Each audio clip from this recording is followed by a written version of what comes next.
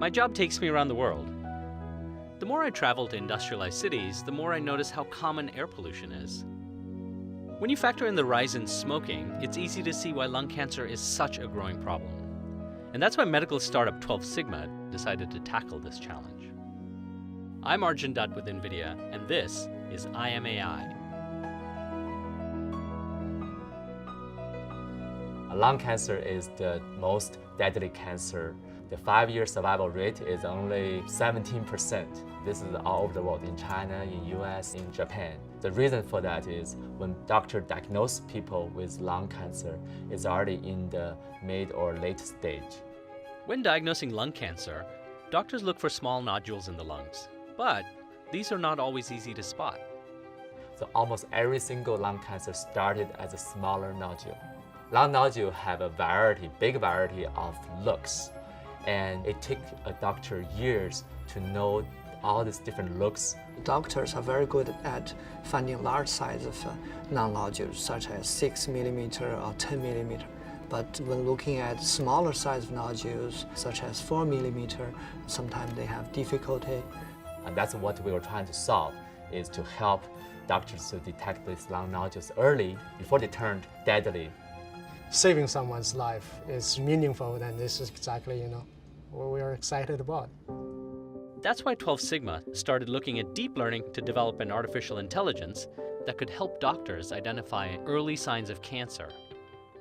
We think AI is suited for detecting cancers because there has been a vast amount of data being produced, and also because the advances of computing power. We can use the latest deep learning and computer vision technology to process this data. For lung cancer, we use CT images from many hospitals in the US and China. Differently from the 2D images that people are seeing in ImageNet or face recognition, the CT scan, it's a 3D volume. So one CT scan consists of probably 300 to 500 images. We use convolutional neural network that instead of manually defining the visual features, will learn these features automatically through what we call supervised learning process. What they're actually using is a 3D convolutional neural network, or CNN. In a typical 2D trained CNN, a convolutional layer processes an input image with a set of learned filters.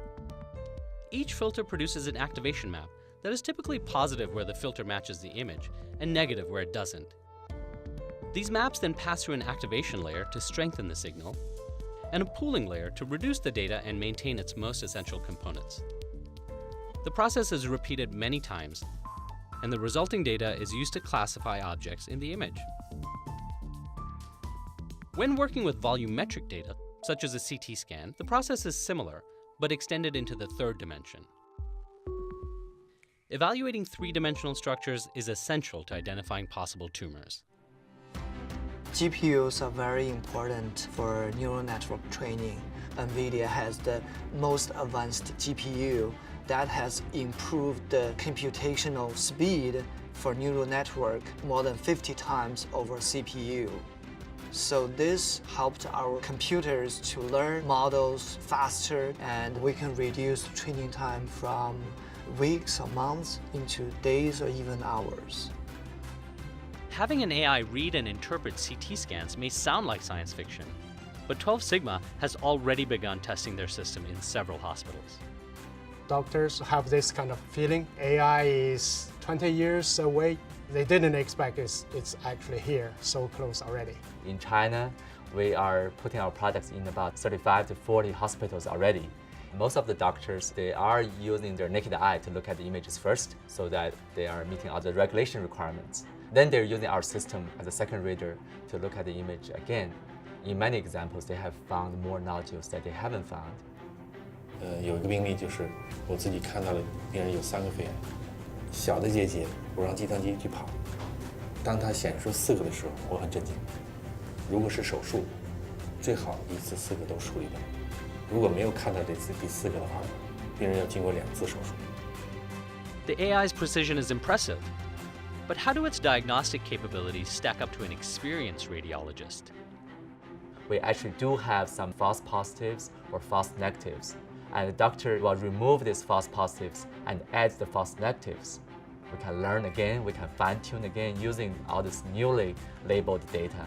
By working with the doctor and software together, we can achieve very high sensitivity and very low false positive. It took a doctor 8 to 10 minutes to look through a CT scan. This is without determining if it's benign or malignant. Now our system, it took us 2 minutes to complete the detection and also the classification. So actually cut the doctor's reading time by 4.5 hours on an average day. One of the main things for all software is save doctors' time. And have the doctors to focus on more important things like research and communicating with patients.